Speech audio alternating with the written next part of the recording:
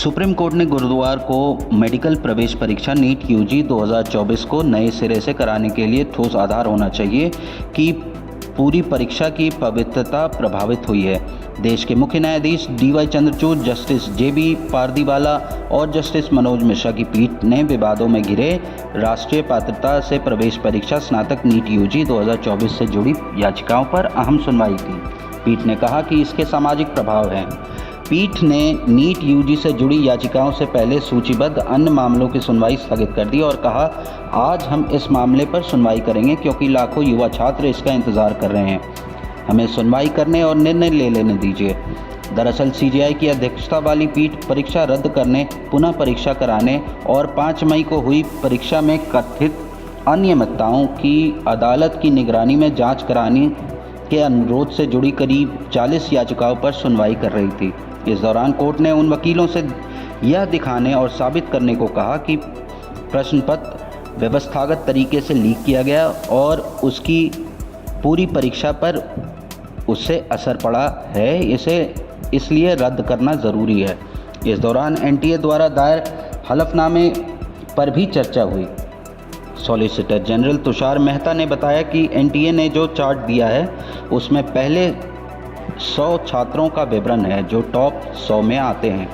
इस पर छात्रों के एक समूह की तरफ से पेश हुए वकील नरेंद्र हुड्डा ने आपत्ति जताते हुए कहा कि लिस्ट में केवल 17 का ही जिक्र क्यों किया गया है। हुड्डा ने पूछा कि केंद्र और NTA सिर्फ 17 छात्रों का ही डेटा क्यों दे रहे हैं, टॉप 100 छात्रों का डेटा क्यों नहीं देते, वह इससे क्यों कतरा रहे हैं। 100 छात्रों के नतीजे दिखाने पर ही पता चलेगा, उनमें से 8 छात्र एक ही केंद्र से हैं। इस पर CJI DY चंद्रचूड़ ने NTA से डेटा मांगा और फिर सॉलिसिटर जनरल ने कहा, अगर आपके पास टॉप 100 का ब्रेकअप है तो प्लीज़ दीजिए, हम भी तो देखें कि यह लोग आखिर किन किन शहरों से हैं। इसके बाद NTA ने नीट एग्ज़ाम में टॉप 100 छात्रों का पूरा विवरण दिया। इससे पहले शहरवार विवरण में बताया गया कि बंगलुरु से 5, लखनऊ से 4, कोटा से 3, नमक्कल से 3 और पटना से 2 छात्र टॉप 100 में हैं। लेकिन जब एडवोकेट हुड्डा ने आपत्ति जताई तो पूरा विवरण बताया गया। सॉलिसिटर जनरल ने NTA के हलफनामे के हवाले से कोर्ट को बताया कि टॉप 100 छात्रों में से जयपुर के 9, बिहार के 7, गुजरात के 6 और हरियाणा से 4 हैं। इस पर एडवोकेट हुड्डा ने कहा कि जयपुर केंद्र से ही कुल 9 लोग टॉप 100 में शामिल हैं। IIT मद्रास ने इस तथ्य को नहीं पकड़ा है।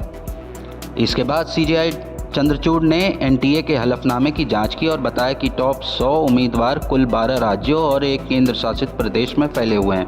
CJI ने कहा कि टॉप 100 में आंध्र प्रदेश से 7, बिहार से 7, गुजरात से 7, हरियाणा से 4, दिल्ली से 3, कर्नाटक से 6, केरल से 5, महाराष्ट्र से 5, तमिलनाडु से 8, उत्तर प्रदेश से 6 और पश्चिम बंगाल से 5 हैं।